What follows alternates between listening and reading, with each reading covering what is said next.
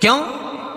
तो लिंग पुराण के अंदर और शिव महापुराण के अंदर वर्णन किया गया कि भगवान शंकर ने नंदी को वचन दिया था, सुनो नंदी। शंकर भगवान से नंदी कहता है हमारा भरण पोषण कैसे हो? शंकर भगवान कहते हैं नंदी मेरे शिवलिंग पर यदि, कई लोगों को थोड़ा ध्यान दीजिएगा, है बहुत कथा पर बहुत ध्यान देना, शिव महापुराण की कथा है, बार बार ऐसी कथा नहीं मिल सकती आपको।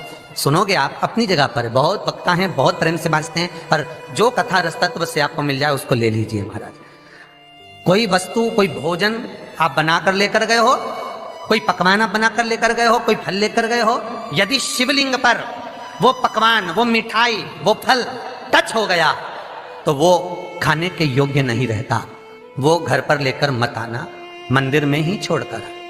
यदि भोजन, पकवान, मिठाई, शिवलिंग यहां पर है और भोजन का भोग तुमने इतनी दूर से लगाया है, फल इतनी दूर रखा है, वो शिवलिंग पर टच नहीं करा गया है, तो उस प्रसाद को, उस फल को आप पा सकते हो, उसको खा सकते हो। पर जो शिवलिंग पर टच हो गया फिर वो केवल नंदी, श्रृंगी, भृंगी, प्रेतों का, भूतों का, आहूतों का भाग होता है। प्रेत, भूत, आहूतों का, वो फिर खाने योग्य नहीं है। हाँ, यदि नर्मदेश्वर महादेव हैं, नर्मदा जी के जल से कोई शिवलिंग प्रकट हुआ है, नर्मदा जी के जल से, कोई कंकर से, नर्मदा के जल से अगर कोई शिवलिंग प्रकट हुआ है, उस शिवलिंग की स्थापना कहीं पर है या आपके घर में है, तो उसको कुछ भी टच हो जाए वो पा सकते हो, पर बाकी के शिवलिंग को स्पर्श किया हुआ नहीं पा सकते। केवल एक नर्मदेश्वर महादेव नर्मदा के जल से प्रकट हुए। कई लोग पूछते हैं ये सांप है कौन, ये सर्प है कौन, तो उसको बताओ ये भगवान शंकर के गले में जो एक सांप पड़ा हुआ है ये भगवान विष्णु हैं। और शंकर भगवान के सिर पर जो जटा में सांप दिखता है, वो हाथ में सांप बंधे रहते हैं, वो दो हाथों में, कमर पर, सिर पर, केशों पर जो सांप 5 नजर आते हैं वो, तो बताओ ये शंकर भगवान की 5 लड़कियां हैं, जया, विषहरा, शामली बारी, दो तली और देव। ये 5 लड़कियां भगवान शंकर के इर्द गिर्द घूमती हैं, आस पास भ्रमण करती, सभी ये शिव की बेटियां भगवान शंकर के साथ भ्रमण करती हैं। 5 जया, विषहरा, शामली बारी, दो तली और देव, ये जो 5 पुत्रियां थी शंकर भगवान की, ये वासुकी को दी गई थी महाराज, क्योंकि ये सर्प की योनि में थे, इसलिए ये वासुकी नाग को प्रदान करी गई थी। वासुकी नाग कौन सा? जिसने मंथन कराया। वासुकी नाग कौन सा? जिसके फण पर पूर्ण पृथ्वी विराजमान है। वासुकी नाग कौन सा? जो निरंतर देवताओं के हित के लिए कार्य करता रहता। एक पान के पत्ते के ऊपर, मात्र पान जानते हो, वो खाने वाला जो पान करता है उसका पत्ता, पान के पत्ते के ऊपर जो चंदन से शंकर के नाम, पार्वती का नाम और ब्रह्माणी सरस्वती का नाम लेकर शिव को समर्पित कर दे महाराज, उसकी भी तिथि बताइए, बड़ी सुंदर है।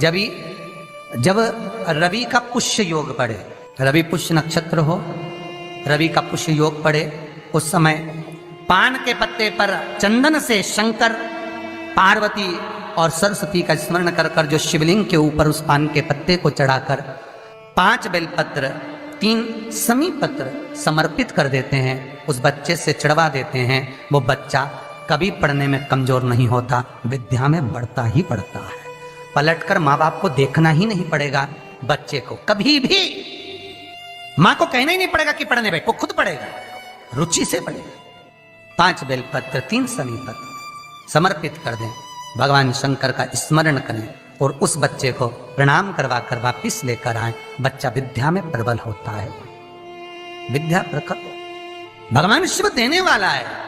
सरस्वती को स्वर बोले। शिव महापुराण की कथा, लिंग पुराण की कथा, विष्णु पुराण की कथा, पद्म पुराण की कथा कहती है कि किसी वृक्ष के नीचे, जिन वृक्षों का गुणगान हमारे शास्त्र करते हैं, जिन वृक्षों का गुणगान हमारी पुराणे करती हैं, उन वृक्ष के नीचे अगर एक मंत्र का मनका भी फेरा जाए तो उसका पुण्य हजारों गुना प्राप्त हो जाता है, आप रूप प्राप्त होता है अपने आप जिस पुण्य को करना चाह रहे हैं। मेरा बहुत निवेदन है महाराज, बहुत प्रयास करा करो, प्रयास करना।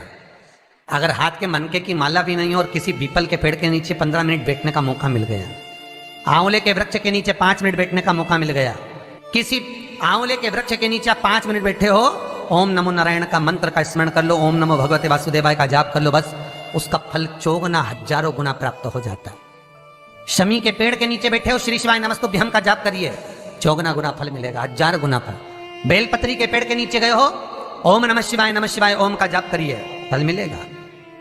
उस फल को हमें पाना है। कई लोग कहते हैं महाराज हम पूजन बहुत करते हैं, हम पाठ करते हैं, हम अर्चना करते हैं, हम व्रत रखते हैं, हम उपासना करते हैं, हम दान करते हैं, हम पुण्य करते हैं, हम सत्कर्म करते हैं, उसके बाद भी दुख क्यों है? हम पूजन तो कर रहे हैं। आपके पेट में दर्द हुआ, मान लो आपके सिर में दर्द हुआ, अब सिर में दर्द हुआ तो आपने गोली तो खाई, एनासिन भी खाई, क्रोसिन भी खाई, डिस्परिन भी खाई, कॉम्बिफ्लिन भी खाई, ना जाने कहां कहां की गोलियां खा गए, सिर में दर्द था और 4-5 तरह की गोली खा गए।